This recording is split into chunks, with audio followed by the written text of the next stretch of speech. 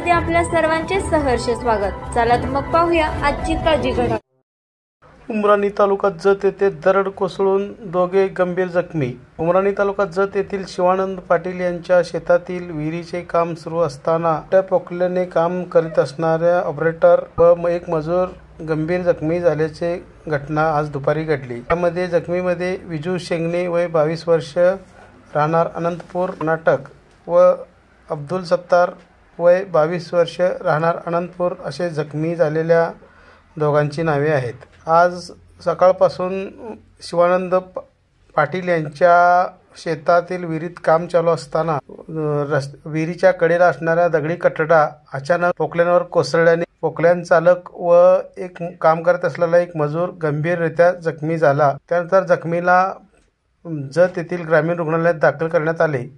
त्यावेळी जखमीवरती ग्रामीण रुग्णालयात प्राथमिक उपचार करून पुढील उपचारासाठी मिरज सिव्हिल येथे पाठवण्यात आले असल्याची माहिती समजते।